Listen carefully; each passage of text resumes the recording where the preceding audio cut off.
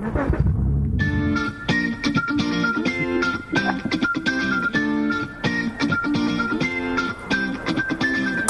welcome back. It's time for another Driven by Design, the only show that shows you the future of automotive design, one conversation at a time, with our expert conversationalist, Bryan Thompson. Hey, Bryan. Beep, beep, beep, yeah. Beep, beep, yes. Hey, he's here. Bryan Thompson. Actually, he's on the road. Where else would you talk to a car designer but in a car? Yeah, hands-free, legally set up here. Don't worry, world. Pretty soon this car will drive itself. But right now, I'm hands-free driving up to the 405. Yeah, and what I thought this was a perfect opportunity to remind people, Bryan Thompson's been a car designer for multiple years with Nissan, other sorts of things, and now he's doing in the crazy world of self-driving cars. Talk about whatever you can talk about, how much you can talk about this, what you're doing with this new idea here.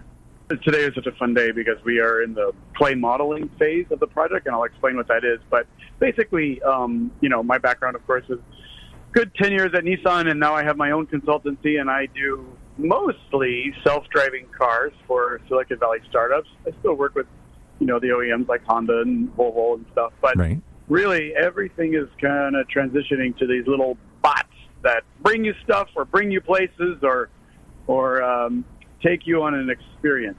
And there's obviously a lot of controversy over everything, driving versus writing. Yeah. But today is we're going to talk about, the process of designing a car, which part of this show is to give people an inside look at inside baseball, inside car design, a world none of us ever have ever seen. None of us have ever seen how a car gets made or what type of, or most of it even really don't even know. It takes a while, but we don't have a process. We just think a car appears in the showroom, something appears on the street, there it is. Somebody came up with it last year. And it's not that. So we've talked a lot about that process of, and the other thing you love to talk about is taking it from design, from inspiration to perspiration, from inspiration to that's a great way to put it. Right, yeah. To reality, having it come alive. It's alive. It's a Frankenstein movie here. So, it's funny. You go ahead. I was just going to say, how does it feel to be designing the world's future bots here, and what's it like to see your baby start to come alive? And then we'll talk about how you do that. It's funny. I was just talking to the modeler I'm working with today. Is a really great guy. His name's Charlie Poston. We've worked together for. And he's here in Orange County. I would never think this would be a modeling studio mecca, but you're saying he's done this for a long time and is well known at this. Well, this particular modeler, which we'll have on the show, I think, Charlie Poston, he's one of these super talents that he started a dog food company with his wife called The Honest Kitchen, which some people have heard of. Okay. And it took off, and became such a successful company that he no longer needs to clay model. He just loves doing it. Wow. And so when I have a project that requires a clay model, he comes in and we hire him. But there's a beauty in working with somebody who just loves the job so much that he literally would do it for free. I can say he has another source of income. I can think so. I remember years and years ago, I started off, as everybody knows, in the entertainment industry, and watching that famous Academy Award speech with Dustin Hoffman, where he said, "Thanks for giving me this Academy Award, but I got to tell you, I would have done this for free. I just love doing this." So thanks for the money and the awards, but, So, all right, so let's talk about what's the initial process. You sit and you talk endlessly about feelings and what's it going to look like and function and, and all this. Give me some idea of what the conversation's like when you first approach to design something. Yeah, well, the typical process that happens in an OEM, and when I say OEM, that's a major manufacturer like a Honda. Right. Original equipment manufacturers, right? You got it, yes. That's there's kind of three parts. There's marketing, engineering, and design. Right. Marketing comes up with the concept of what the car is. Marketing says it's got to be sexy and fast, and engineering says it's got to be sturdy and last forever, and Marketing more tells you what the car is going to be, like a minivan or a full-size truck, and it's going to have this unique selling point. Like for the Titan back in 2000, imagine that 20 years ago, the unique selling point of the Titan truck was that it's going to have a huge cabin, little hood, because they were predicting that people were using the big full-size trucks like family cars, and that's why that truck did so well. And I have used that quote so many times. You and I talked about what happened to the family cars of our youth, and you said they became trucks. And I thought, oh, my God, that's what we use. That's the all-around station wagon truck. You throw everything into the dog in the back, and everybody piles in. It's not just a 2-person cab anymore. It's this 4-person all-utility vehicle that really took the place of the family vehicle. With a big old trunk that's a bed, yeah. Yeah. So product planning / marketing, they come up with that concept. Engineering basically lays out the package and says this is how it's going to be. And then my job is to design what that's going to look like, how that's going to look and feel. What's the form vocabulary? What's the theme? You know, when you look at the shapes on the car, how does that all come together? Is it round? Is it square? Is it have a personality? You got to create a personality to this, because we don't want our vehicles just to be boxes and utilitarian. They're not toasters. They got to talk to us. And that's a big challenge right now, right? Because if you are in the world of self-driving bots, where you no longer need to face forward and you no longer have a steering wheel, the most logical package right now is like a stagecoach from the 1800s, where it's a box right, where you face each other. But that's because we're sort of in the nascent space of that technology, but it's starting to evolve. So we will see a period of boxes for a while, and then those, of course, will start to evolve as people grow tired of that and want to see something new. But I remember the AMC Pacer. I'm older than you. Yes. I remember the AMC Pacer, and everybody used to laugh and say, "Is it coming or going?" It was one of those cars that had similar looks from the front and the back. There have been a few of those, and everybody howls when they see that. Now they all look that way to me here. Well, and the Pacer was a great example of a car that was ahead of its time. So product planning for American Motors was very advanced in their thinking of the massive use of space and the massive use of glass. Yes, huge glass. It was a little bit too soon, right? That trend didn't take off until we hit the 80s. Right. And it came out in the 70s, but the 80s are the era of like the tall box cars with the Honda Civic and the Toyota Tercel. The minivan, the birth of the minivan. Yeah. Yeah. So, the ultimate box. But that's a great example of product planning having a great concept ahead of its time, because what happened, when the Pacer came out, not to get off track here, but when the Pacer came out, it was a massive hit. But what it turned out was that everybody that wanted one bought one the first year and then didn't buy it. No one else did. Yeah, that's why they consider the Pacer a flop, because it was. Well, you sort of got shamed if you bought one. You were stupid. You were weird. You were in this little space bubble thing here, and now they all look like space bubbles. Yeah. Yeah, well, yeah, and it's funny, and that is sort of product planning job, is to push aesthetics to where people will accept it, but to push it beyond what they're familiar with. So, like as they always say, is we do these things called the focus group, where we focus group a design. We get a select group of people that we believe are in the intended market of the car, and we show it to them. And kind of the worst thing that you can have happen in the focus group is everybody loves the car. Really? Okay. Yeah. Oh, we got a flop, Joe. Everybody loves this one. Yeah, because what it means is that it's too old. People can't really, not everybody, but typically in a blanket statement, people can't really imagine the future they're going to live in 7 to 10 years from now. Ain't that the truth? Well, the famous quote from Henry Ford, which basically goes something like, if I'd asked everybody what they wanted, all they wanted was a faster horse. Exactly. They couldn't have imagined a Model T. Right. And same as now. And so when we do a focus group, I don't know how the focus group went on the Pacer. I don't even know if American Motors had the money. Probably not. They were struggling. Yeah. Yeah, but they went a little too advanced with that car, and it was seen as weird and strange. Now, likewise, if you showed people from the 1970s a Cadillac Escalade, they would say, that's not a luxury car, that's a truck, that's for going getting hardware. But yet, today, we think of that as pretty badass and high-end, right? Yeah, right. Aesthetics and what we consider beautiful are never a constant. They're always related to the values of the time in which they exist. So come up, they give you a concept, and now you have to put pen to paper, and you have to start sketching. Do you sketch? Yeah. What walk us through the process? Do you just freely sketch? Do you try and pull in elements and paste them together and try and get you some inspiration? You've said before you got a picture of this and a picture of that, and maybe it's not even car parts. It's a mountain. It's a dog. It's something you're trying to pull together here. Walk us through that inspirational phase before you walk back and say, ta-da, what do you think of this? Yeah.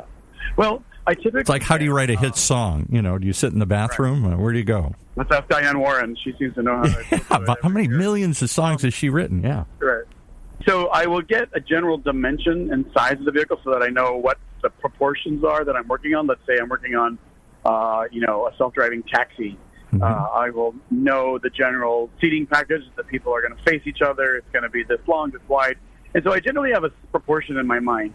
And then I also have the product, you can call it the unique selling points or the product intention from product planning, which is like, this is what the brand values of this company. The brand promise. It's got to have this. It's got to speak to this group. It's got to have certain elements in it here. Well, yeah, like an Audi buyer is very different than a Honda buyer. And let's say an Audi buyer from their product planning probably isn't necessarily clipping coupons and looking for the best deal. They're looking for something that makes them feel excited. Where maybe a Honda buyer might be more inclined to make the quote-unquote logical choice, right? So they're more of a kind that might, have the Groupon on their phone and make sure that they didn't spend too much. So it's a very, and that's not we never use terms like better or worse, or we just, in the industry, we just use sensibilities. Different types of cars appeal to different types of people. So would you think it's fair to say that a Honda buyer, let me try this one, a Honda buyer is there looking for transportation, an Audi driver is looking for a driving experience? Well, that's a great question because it depends on the era.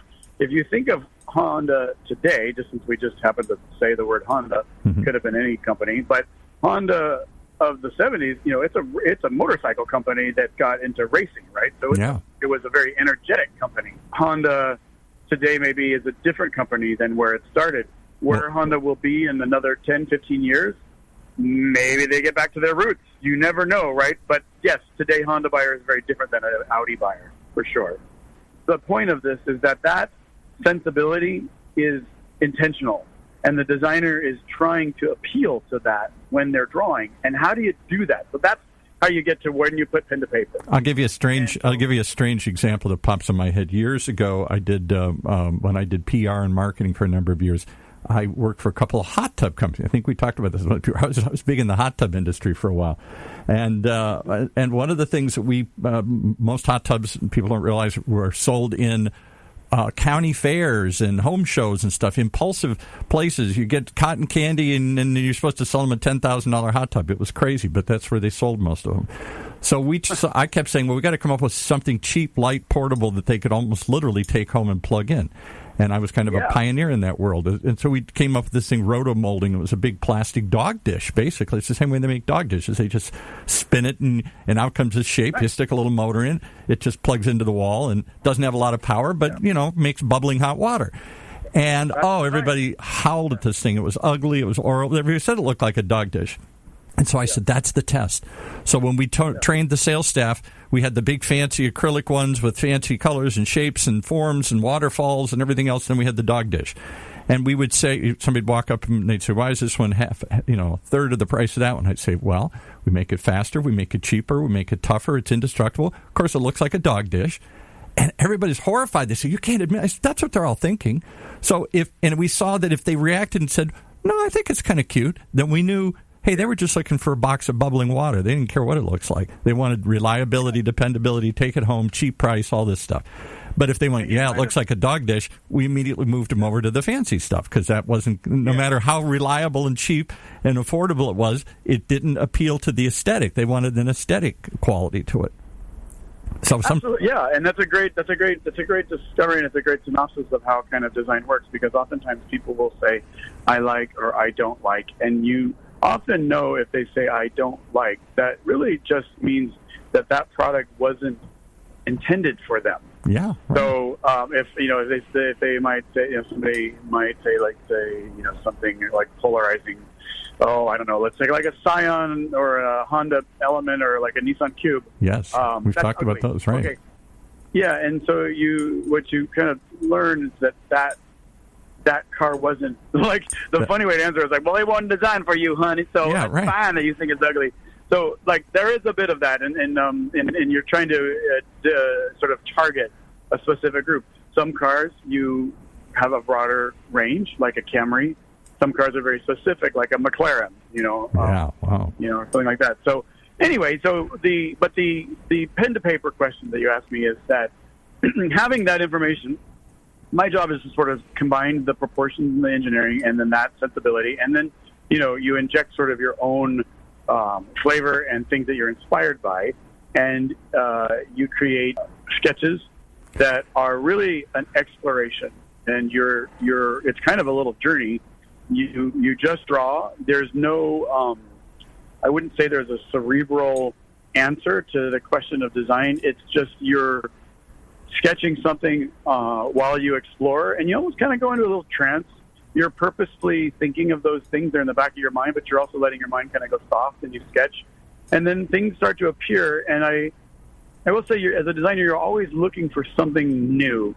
And so sometimes you'll draw something, and you won't particularly like it at first, but if you keep it up on the wall, it kind of starts to grow on you, and you're like, oh, there's something new there. Mm-hmm. And that is kind of what we're always looking for. You're always trying to create something that is relevant, but that the world hasn't yet seen, and that gets people excited. And that'll be your mark on the world. That'll be your statement, your contribution here that nobody had ever seen before. But let me ask you two hard questions. I hope these don't offend you, but this is having worked with graphic designers a lot when I had a PR agency and other people designing ads, designing stuff. Kind of the same thing. You try and give them a feeling, a flavor of something you're trying to create, a piece. I want this piece, and I want look like this, and I want it to have this kind of. I always found adjectives. I want it to be fun, friendly, fast, forward, whatever, And then I'd give them these technological, flood of adjectives, and from that they'd come up. Oh, then you want this or this. My objection sometimes was, oh, you just gave me the old one off the shelf. Okay, give them a number 3 over here. And they've got 12 designs in the back that they sort of pull out and use over and over and over again. Is that just lazy design, or is that everybody's tendency? An actor that acts the same way every time, no matter what the part is. They always do the same gestures, the same looks, the same. They've got this sort of bag of tricks that they turn to all the time here. I think it sounds like you might have needed to fire some of your graphic designers. I think I did. No, honestly, because I just felt like the first blush was, okay, I'm going to give you. I know a lawyer that does this. He gives you, asks you all these questions. He pulls out kind of a form and just fills it out. He's got a handful of these proposals he's put together, and which one do you want here? And I'm going to customize it just for you. No, give him a number 3 over here. And all joking aside, I think that it's everybody's tendency to warm up with something they're familiar with. I certainly have my go-tos when I start to draw. Yeah. Things that I'm familiar drawing, shapes I'm familiar drawing.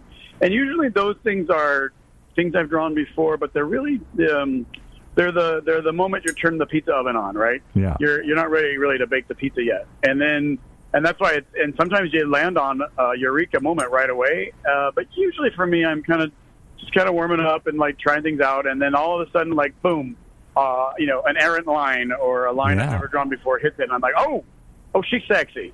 Yeah. Okay, come on, girl. Let's play with you. That ponytail goes, and the next thing you know, that ponytail goes all the way to the ground, and you're like, this girl's got fly style, and then you run with it, and you've got something new, and that is what you're looking for. And a good designer, a good designer either knows that, or they are open to being pushed to do things that they haven't done before. Yeah, right. And that's why I made the joke about, you maybe need some graphic designers, is that a designer either intuitively pushes themselves or they respond to being pushed. And one of the things I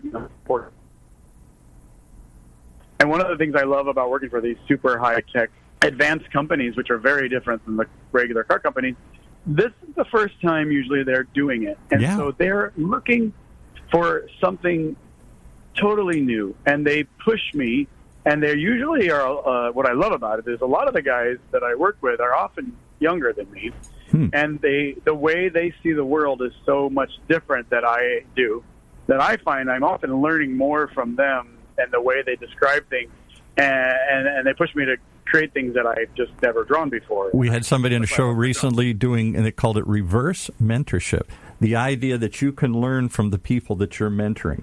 That you were brought in as the expert. You're the old guard. You're the one who knows how to do this. And the younger people, rather than just sitting at your feet saying, yes, master, as they challenge and question and why and what about this, you start to learn from them as much as they learn from you. It goes both ways. I always feel like I learn more when I teach than the other way around. I always feel like I leave teaching with like a new set of energy and ideas, and hopefully it's a mutual, because they're learning the hard the sort of skills. This is the reality. Get out of the design studio. You got to make some hard choices. I'm sure there are some compromises, some things you have to do. You say, okay, it's got to have 4 wheels, and I really don't like the way the wheels look, but I've got to put wheels on this thing or whatever. And I remember when I was a young designer, and there was we've had Brenda Parkin, who was in charge of color and material at Nissan. And one of the things she said to me is, when I was young, she said, never let the people that have heard the word no, more than you, discourage you from trying something again for the first time. Wow, yeah. And what she meant by that is that there is a tendency as a designer ages to be like, yeah, I tried that when I was young, it didn't work. Right. And her point was, yeah, but you're not him. Yeah. You're not her. Right. You may not have the same take on it, and so when you hear that, yeah, I've tried that before, to just keep exploring, because you will always have something new to offer. Or maybe the time has changed. It's time for big glass now. Yeah, we tried that 20 years ago, and I got shot down at AMC. I'm never going to do that again. If the Pacer had come out 10 years later, it probably would have been a massive success.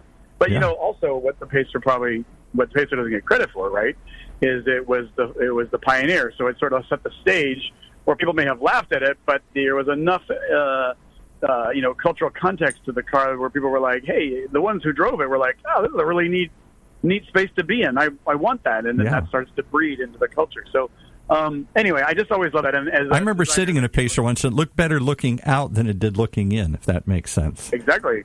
Yeah. Oh, yeah. It was like sitting in a fishbowl. Yeah. Right. But funny as it looked on the outside, it was. I can see a lot. There's no blind spots. I can see everything here. This is pretty cool. There's lots of glass, and it's bubbly, and yeah. All right. So you come up now. You walk back, and at some point they start to hone in, and you give them some reaction. You get some reactions. You go back, and then inspiration strikes. The ponytails appear. The odd things. The muses speak to you here. God whispers in your ear, and little things happen, and all of a sudden this thing comes out, and you go, ooh, this is starting to be kind of cool, this is different, this is unique. Mm-hmm. And they buy off on it. Now, why do they have to make a model of it? Why don't they just go cut one and be done with it? Great question. What's that word cut mean, right? Yeah. So typically what you'll do is you're also not the only one sketching, right? Now, so if I were in a studio, I'd be competing with my colleagues, but on my own, I'm usually hired to do the design, right? Or I'll be brought into a team that's got a series of designers, and then I'm leading that team, and that's a very different thing. There's a very big difference between designing a car and leading a team, right? Because when I'm leading a team, I'm not trying to design anything. I'm trying to pull the best out of people and new ideas out of people and celebrate their talent. You're the orchestra leader instead of the first violinist. You're not trying to... Right. Yeah, and it's time to celebrate them and hopefully push and pull something new out of the designers. And my job would be to see that thing that may, for them, be the water they swim in. But for me, it's like, whoa, that is turbulent and cool, and I love the waves. And let's grab it. Or to push them to go further. And don't give me that stuff you had on the shelf. No, I want something more. Or no, I do what you have on the shelf. That's getting too crazy. I want a little more stability in this. Right. Usually, narrow down to a few designs. Depends on the budget. It can be anything from like 6 to 2. And then we make digital models, which is a computer-aided design model in the computer. And that's the first time that you see what you've drawn in a theoretical dimensional world laid over top of all of those proportions. And what you're saying is, in today's world, it's not just a physical 3D representation on a flat piece of paper. It comes to life in a virtual studio. You put the goggles on and you feel like you can touch it and walk around it and stuff, right? Oh my gosh, virtual reality has changed my career. It's made so much. It's just made so many things possible. It's actually... oddly, with the sort of pandemic we've been going through, I had to, or my client was nice enough to buy me a virtual reality system because I couldn't fly up there. And I'll tell you what, like, I'll never go back. I love my virtual reality system because I can see the car. Yeah. But it's fascinating because until this project, I didn't have virtual reality. I was used to building these models, these digital models in the computer, and you look at it on a screen, not in goggles, right? So you look at a flat screen with a. It's like looking through the window at something. You can see it and they can turn it around in space, but it's still not touchable. You don't move around and go stick your head under the hood and everything. But the epiphany, which is cool, and then it's happening this week because it's now a new system, is that typically when you're working on a digital model, eventually you're going to you bring the model out of the computer into the real world, and we do that in a process called with modeling clay. And you make a clay model that's the physical dimensional representation of the model, and that you are always surprised when it comes out of the computer because things look very different in the computer than they do in the real world. So like designing a house and then, but see, obviously you don't clay model your house first. You design it and then you come out and you go, oh, that doesn't look the way I thought it was. I didn't realize I can't see out this window past that tree there or something. Yeah, there's always a surprise, or this shape looks different. And what I really enjoyed about the virtual digital modeling world is that I can have a real, almost real experience of the car. However, today is a very special day that we did start the clay model of the vehicle, and this is the first time I've seen the car in clay after having spent a month with it in virtual. And there are still surprises. I am so delighted to be back in clay. And like, I have like the best digital modeler. His name's Nick Barkley. He and I have been working together again for like 20 years on everything from Airstream to different startups, and to Zoox, the one that just got bought by Amazon. Amazing digital modeler. But the process I sort of had to invent today, because this is my first time going through the VR system and then bringing the clay model, is that I bring him and the clay modeler together, and I have those two talk with my guidance, because the digital modeler is very familiar with all the requirements. You need the taillight to be this size, you need the cabin to be this size. Right. He's built a beautifully surfaced car, but he himself has never seen it in the real world. So when it comes out into the real world, you find little idiosyncrasies. Like, I'll give you an example that people can relate to, because I don't want to get too nerdy where it's like, fenders and highlights and, all these technical terms. When I looked at the mouth of the car, meaning the grill, where the air goes into the electric motors. And do they still need a grill for electric cars? I've never asked you that. Or is that just an aesthetic that we're used to here? We're used to seeing a grill. Well, air intake. Okay. I just use the word grill, but not grill like in the sense of a grill. The answer to your question is yes, that no car needs a grill anymore, but it does need air intake. And so typically... I didn't know that for an electric vehicle, if it still needed air intake to be cooled or anything here. Well, if you look at like one of the things that's been innovative with Tesla is they've managed to create a luxury car without a grill, right? So like in the past, it will take a little sidetrack here. In the past, it would have been standard practice that a luxury car always has to have a grill, and the example used to prove that is the Infiniti Q45 came out in '89. That was the first luxury car with no grill, and within 2 years they slapped a grill on the front of that thing to try to get it to sell. Right. And the grill is the bling, right? And, we've moved on 20 years, and Tesla, being a luxury, a premium car with a new kind of powertrain, has managed to propose a car that does not have a grill. However, it still has to take in air to cool something, whether you're cooling an internal combustion engine or you're cooling a motor or a computer or something. Just like your laptop needs a vent somewhere, you got to put air into the car. Okay. So anyway, back from the sidetrack, the air intake on the car, I loved it. In virtual reality, I loved it in my sketches. I get it, and I was like, "Oh, girl, we got Lisa Renna in the studio. She's got way too much collagen in the lips right now. So, like, some don't look right. Like, we can do this, but it's like it's going to be full on plastic surgery face. So, like, I don't think that's what I was looking for this thing. No shade against Lisa. I love her lips, but not on the front of this car. Those are iconic lips. You keep describing cars like they're humans. Well, they are. It's a toaster. It's a blender. It's a box that moves around. Well, that's a great challenge. When I very first started in car design, I went to see director of design at Fiat, a guy named Peter Davis, and he told me before you go to school to get accepted into car design school, don't draw cars. He said they're going to teach you that. He said draw people, draw naked people. Yeah, you've said that before. Yeah. Are assembled and made of the same shapes and proportions and forms that people are. You got muscular shoulders, you've got wheels, which are like legs, you've got headlights, which are like eyes, but really the shapes in a car are like the human muscular. And what's the thing that Da Vinci supposedly came up with, the perfect proportions to a face? Or there's some name to it. The Vitruvius Man. Yeah, and so like a car with really, and people respond to proportion, whether or not they realize it.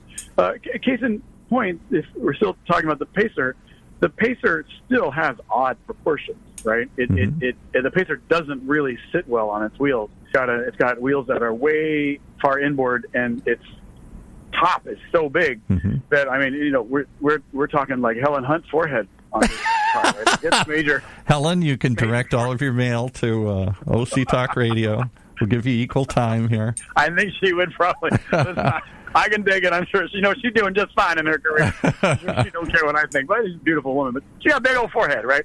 So, proportions are really something that people are sensitive to. So, anyway, when we got into the clay today, we're starting to see the surprises in the shapes and the forms.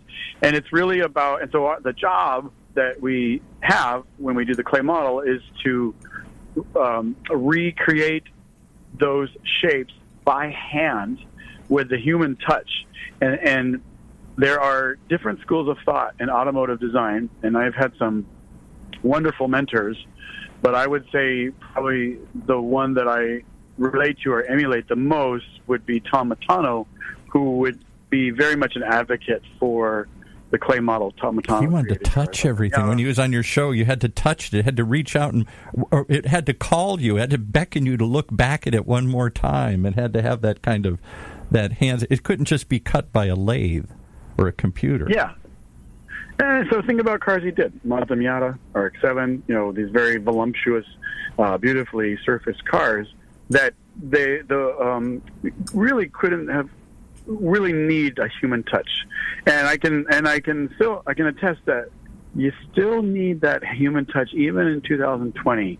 I've watched in 2 days of modeling with Charlie, I've watched this car start to come alive. It's not huge changes. It's not huge changes. It's 3 millimeters more crown in the surface that gives it its tension. It's a slight touch. It's a slight touch that it's the touch of Giuseppe's hand on Pinocchio's the piece of wood that makes it come alive here, huh? Yeah, and so literally Charlie and I will be looking at something, and he's like, if you're looking at the wheel arch and you think of it as a clock, and the shape around the wheel arch has more energy at 230, that starts to make the wheel feel like it's being pulled forward. And what I want is the car to feel like it's being pushed, because I want that energy to push the car forward. So we need to move that energy by changing the shape to about 9:30 at the clock. Wow. If you imagine the wheel as a clock. I'm going to have to think about this. I'm going to go home and think about it. Let's see. 2:30, one energy, 9:30, I feel a different energy here. That's hard. That's hard to picture. Is pushing. Well, imagine a clock, and imagine when the hands are at 2:30. So let's just say 3 o'clock. Okay. That would be right off of the center line, pulling the car directly flat. 2:30 is kind of pulling it up, right? So 2 o'clock. Let's make it easy. 9 o'clock would be the energy behind the wheel, and it's pushing the wheel forward. And in this particular car, it needs a little energy. It needs a little kick in the pants, because it's got a little droopy little butt right now. And so how do I get that energy? Is I push the energy to 9 o'clock around the wheel arch, and then it starts to push at it. And so, the hardest thing about having a car design show that's not visual is to try to describe these things. Right. Yeah, right. But at some point when we get a big budget, we can do we'll go live with the thing. Well, we're going to have to leave it here. I just wanted to get some sense. 1, you're excited. 2, you've moved into phase 2 of this little bot project. And 3, a little bot can be as much fun as a big Titan truck here? I hope so. I mean, it depends on what you call fun. I'm the kind of nerdy designer that loves to work on those things. Some designers, would say, I want to work on sports cars, but I like these little, utilitarian things and making them look fun and cool. Yeah, well, and that's going to be the challenge if we're going to accept these things, because if they don't, we're either going to dismiss them and we just want the cheapest one. It's a toaster. And I'm saying that derogatorily. I'm sure the toaster manufacturers try very hard to make them sound appealing and make them look visually exciting to stick in our house. Well, yeah, actually, as we close, it's a great place to close. So use the toaster and think of Michael Graves. Michael Graves made an icon out of a toaster and a tea kettle. He's the father of postmodern design, right? And, you'd look at a tea kettle and you'd say, oh, yeah, that's the cheapest thing in the world. But he created that tea kettle with a rooster, and that gave the tea kettle a personality that became an icon. And so you can do a tea kettle or a toaster that's just cold and boring, or you give it a bit of life, and now people pay, hundreds, thousands of dollars for a Michael Graves tea kettle. And look at how different, like my wife will always put the toaster away. I don't know why. Toaster to her is an ugly appliance, but a tea kettle, always on the stove. Now, isn't that interesting? That's like, I'd love to have a whole conversation about why she feels that way. I never thought about it to this moment, but tea kettle, maybe because the tea is sort of inviting, you're ready for some tea, you're ready for a little Irish, little tea would you like here? And, but the toast, that's the minute she does it, she has to put the toaster away. The toaster bothers her. I want the design challenge of designing her a toaster that she feels gets to sit by the tea kettle. Yeah, right. Because I've always just I always just left them out, and I thought, okay, the appliances. I'm just thinking utilitarian. I want some toast, so I don't want to go dig for the toaster here. But no, the toaster is ugly, but the tea kettle says something. That's got to be out. Well, with that, we're going to say. I want to see the tea kettle. Yeah, I don't know. To me, they both just look the same, but there's something about our tea kettle that she's got to have out. All right. Well, I'm going to leave it at there. I'm glad we got you in the moment. When you're excited, when you've just seen it, I'd love to have your clay modeler come on a future show here and continue this conversation, talk about how he or she takes what you show them and what do they add to it? How do they bring it to life? I will say this in closing, and I hope we do get Charlie on. A designer is only as good as his best modeler, and that is absolutely certain. And he'll agree. There you go. He'll agree. All right, cool stuff. Well, all right, thanks for walking us through this, and I look to have more conversations as you walk through this process of creating this new generation of vehicle, all sorts of conversations that opens up. But the purpose of the show is to get you to tell us what it's like to be driven by design, and I think you did a good job of that today here. Thanks, Paul. Always a blast. All right. Talk to you more.